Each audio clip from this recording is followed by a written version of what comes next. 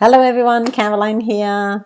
Yes, this is part of my commitment to do Monday videos of a series called Revitalise Your Life.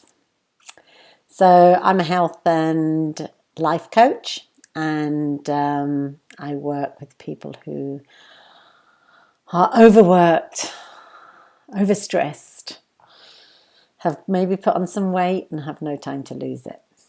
I do help them revitalize their life.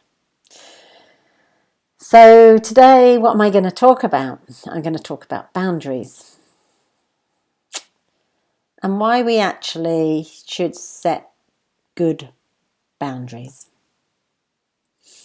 And the reason really is self-care.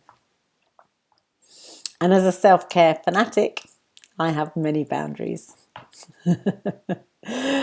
So what can happen if you don't have boundaries? It can cause resentment, anger, burnout. So healthy boundaries are really important. Properly set boundaries help find more fulfillment and less stress. And kind of more generally, the consequences of not setting healthy boundaries can include stress, financial burdens, wasted time, relationship issues, and actually can cause mental distress. So it's really important to set some good boundaries. So a lack of healthy boundaries can negatively affect all aspects of someone's life. And if we flip that, setting boundaries can help someone make decisions on what's best for them. It's really important in self-care. So what do healthy boundaries look like? Do you set good boundaries? Someone that has maybe an office job might set healthy boundaries by choosing to keep their personal lives separate from their professional lives, not telling the people around them much about their private lives. My client and myself might not choose to engage on social media, as it just might cross client-coach confidentiality. We kind of really need to give each other permission, but not discuss anything that's been talked at a professional level. Someone might set boundaries on a romantic level of like, I want one night free a week so I can go and spend time with some friends or go and do a hobby. And you definitely might want to set some boundaries with the kids. Do not enter my bedroom without knocking on the door. Might be a good one. Do not read my journal. That might help with romantic relationships as well.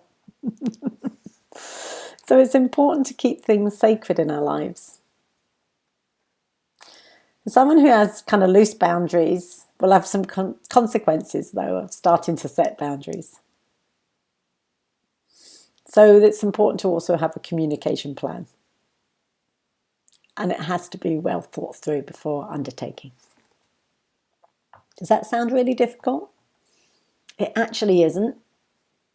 But if it's sounding difficult to you, then contact me. I'll tell you the end of ways to contact me. Okay, so in general, the key to setting boundaries is first figuring out what someone wants from the various relationships in their lives. Setting boundaries based on desires, not negatives, on positives. then being clear with oneself and with other people about these boundaries.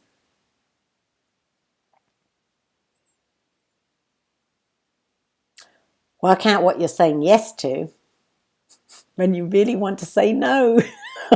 How many of you do that? Oh, it's so difficult. And being able to say no without having to explain why you're saying no. And that is key, to know that you've got a good boundary. So the first step is decide whether you have good boundaries or not, or where they could improve. Say no to things when you want to say no, without explanation.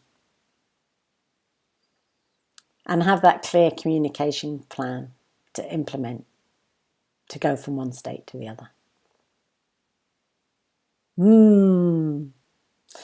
So if you'd like to talk to me about setting boundaries, then contact me through Facebook. You can message me. LinkedIn, you can send me a message as well. My website is carolinebuchananhealthcoach.com, or by email, carolinebuchananhealthcoach@gmail.com. So this is part of my series of videos, Revitalise Your Life. And this was on setting boundaries. So certainly a great topic to start with. So I will see you next week, and I hope you enjoyed my video. Remember, you are all fabulous, and I'll see you next week. Bye.